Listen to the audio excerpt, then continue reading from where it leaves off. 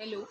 अब तक हमने देख लिया है किस तरह से राज मालती के पिता ने मालती का विवाह किसी और से करने के लिए तैयारी कर ली। अब इसके आगे हम देखेंगे। ये मालती माधव का भाग 3 है। तो चलिए शुरू करते हैं तीसरा भाग।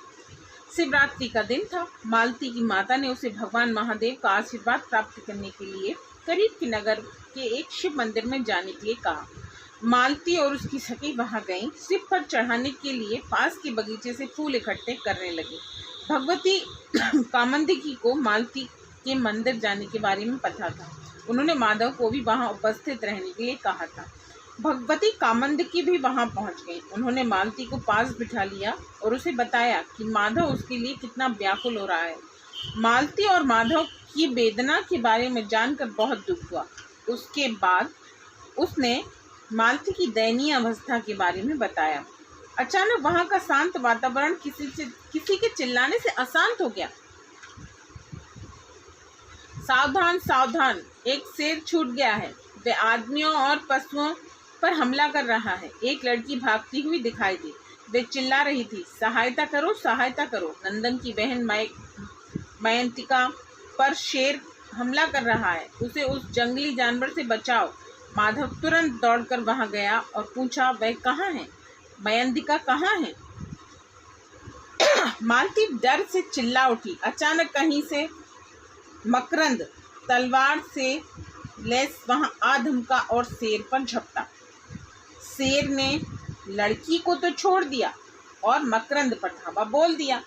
मकरंद बहुत वीरता से लड़ा और उसने शेर को मार दिया, लेकिन वह भी बुरी तरह घायल हो गया और उसमें घाव से खून बह रहा था। कामंदकी ने तुरंत मकरंद को अपने बिहार में भिजवा दिया। वहां उसका उपचार अच्छी तरह से हो सकता था। मयंतिका भी घायल हुई थी, लेकिन उसकी हालत चिंताजनक नहीं थी। वहां पर उपस्थित लोगों में बहुत डर फैल गया था, लेकिन जल्दी ही फिर सब कुछ शांत हो गया। मालती, माधव और मयंतिका नियमित रूप से मकरंद की खबर लेने के लिए कामंदकी के बिहार में जाते रहे। कुछ ही दिनों में उसके घाव भर गए और उसकी खोई शक्ति लौट आई।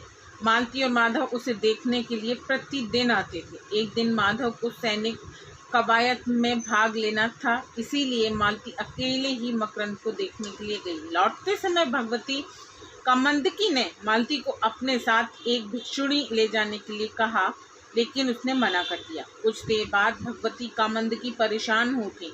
उन्हें मालती के बारे में चिंता होने लगी। उन्होंने एक भिक्षुणी को नगर में यह पता करने के लिए भेजा कि मालती ठीक ठाक घर पहुंच गई है ना। भिक्षुणी को पता लगा कि मालती अभी तक घर नहीं पहुंची। वह तुरंत माधव को यह खबर देने के लिए गए। माधव उसी दम अपना घोड़ा लेकर बाहर निकल आया। शमशान भूमि में एक और केरल या काली देवी का मंदिर था। यह संहार की देवी है। कुछ ऐसे पागल थे जो इस देवी की पूजा करते थे। यहाँ का प्रधान पुजारी अघोर भट्ट था। उसका विश्वास था कि पशु पक्षी और यहाँ तक कि मनुष्य की बलि देने से देवी प्रसन्न हो जाती है और शक्ति देती है। उसकी सहायक कपालकुंडा नाम की एक उन्मत्त पुजारन थी। उसमें एक पागल स्त्री का बल था। वह देवी को प्रसन्न करने के लिए सब कुछ, यहाँ तक कि अपराध भी करने को तैयार थी। प्रधान पुजारी अघोर भट्ट को जब सब तरह की बलियां देने पर भी देवी शक्ति प्राप्त नहीं हुई, तो उसने कपालकुंडा से कहा, अब मुझे सबसे सुंदर कन्या की बलि देनी पड़ेगी और मुझे विश्वास है कि मेरी इच्छा अवश्य पूरी होगी। इसमें मैं आपकी सहायता करूंगी गुरुजी। कपालकुंडा बोली, इस पद्मावती राज्य में मैंने सबसे सुंदर कन्या देखी है। वह यहाँ के प्रधानमंत्री की पुत्री मालती है। मुझे थोड़ा सा समय दीजिए, मैं शीघ्र ही आपके काम के लिए उसे यहाँ लाकर उपस्थित कर दूंगी। इसके बाद कपालकुंडा मालती की खोज में रहने लगी। भगवती कामकंदकी के बिहार से जब मालती अकेली लौट रही थी, तो कपालकुंडा ने उसे रास्ते में देख लिया। उस पागल औरत ने मालती को बालों से पकड़ लिया, मारा और घसीटकर उसे काली मंदिर में ले गई और अपने गुरुजी की भेंट कर दिया। वह बहुत खुश हुआ और उसने तत्काल ही बलि देने के लिए सब प्रबंध कर डाले। माधव जब मालती को ढूंढ रहा था, तो उसे कपालिक लोगों का ख्याल आया। वे बलि देने के लिए लोगों को पकड़ लेते हैं। बस उसने अपना घोड़ा काली मंदिर की ओर दौड़ा दिया। वह ऐन मौके पर जा पहुंचा। उसने देखा मूर्ति के सामने मालती मरने से पहले अपनी आखिरी प्रार्थना कर रही है। पुजारिन बहुत उत्तेजित होकर ढोल और खड़तालें बजा रही है। पुजारी मालती का सिर एक खड़क से काटने को तैयार है। बिना समय नष्ट किए माधव ने बिजली की फुर्ती से काम लिया। उसने एक तीर से पुजारी का सिर धड़ से अलग कर दिया। यह देखकर पुजारी ने एक तेज कटार लेकर माधव को मारने के लिए झपटी। माधव ने उसे एक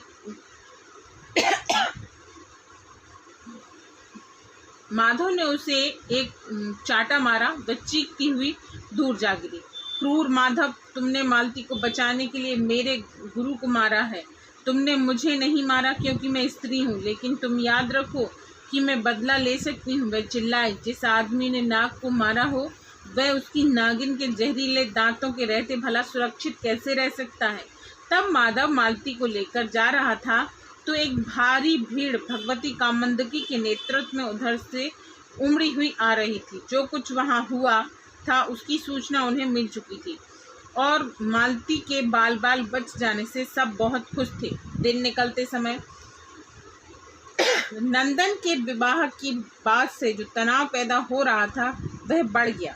माधव निराश होता जा रहा था और मालती नंदन से विवाह करने की बजाय अपने जीवन का अंत कर देना चाहती थी। भगवती कामंदकी गहरे सोच में थी कि मालती और माधव को मिलाने की समस्या से कैसे सुलझा जाए।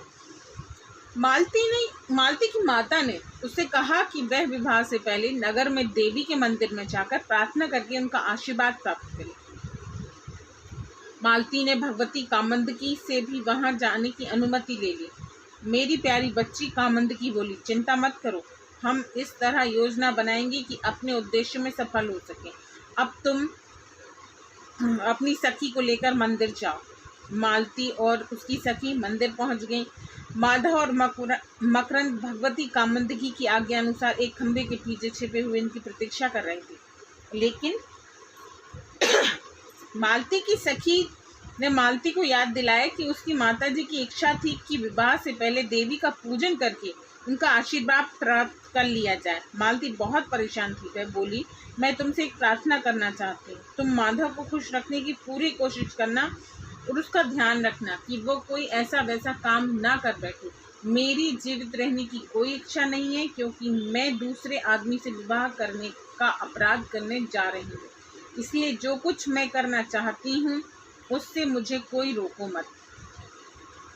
मालती फिर अपनी सखी के पैरों में गिर पड़ी। तभी मकरंद ने माधव से उसकी सखी के स्थान पर खड़े होने का आग्रह किया। माधव ने वैसा ही किया और वह बहुत कोमल स्वर में बोला, यह पागलों वाली बातें छोड़ दो। प्रिय मालती, मैं तुम्हें इस हालत में नहीं देख सकता। मालती अभी भी नीचे पड़ी हुई सोच रही थी कि अचानक उसकी सखी ही उससे बातें कर रही है। बोली, उसका निश्चय पूरा करने में उसकी सहायता करनी चाहिए। माधव बोला, मैं तुमसे क्या कह सकती हूँ। तुमसे बिछुड़ना मेरे लिए असहाय है, लेकिन पहले एक बार मेरे गले से तो लग जाओ। मालती को अब भी नहीं यही विश्वास था कि वह उसकी सखी है। उसने उठकर माधव को देखा, गले से लगा लिया। प्रिय सखी, मेरी आंखें आंसू से भरी हुई हैं। मैं तुम्हें देख नहीं सकती, लेकिन तुम्हारे शरीर का स्पर्श कुछ और ही तरह का है। फिर भी मेरा संदेश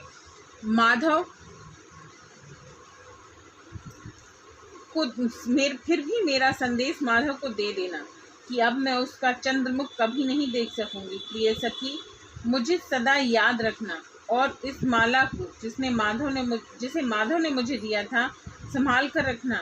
इसे अपने गले में वैसे ही पहनाना जैसे मैं पहनती रही हूँ। फिर उसने हाथ बढ़ाकर माला माधव के गले में डाल दी। तभी अचानक उसे अपनी गलती का पता चला। वे धक सी रह गई। माधव बोला, क्या मैंने कम दुख सहा है? कभी कभी मुझे इस विचार से शांति मिलती है कि हम दोनों का विवाह होगा, और इससे भी कि तुम मुझसे प्रेम करती हो। उसी समय कामंदकी वहां आ पहुंची और मालती से बोली, यह रहा तुम्हारा प्रिय जिसने तुम्हें इतना दुख सहा। उसने भी तुम्हारे बराबर दुख सहा, इसीलिए ऐ सुंदरी मालती अब और मत लजाओ, प्रेम की इच्छा पूरी कर दो। अब इसके आगे का भाग मैं आपको अगले वीडियो में सुनाऊंगी।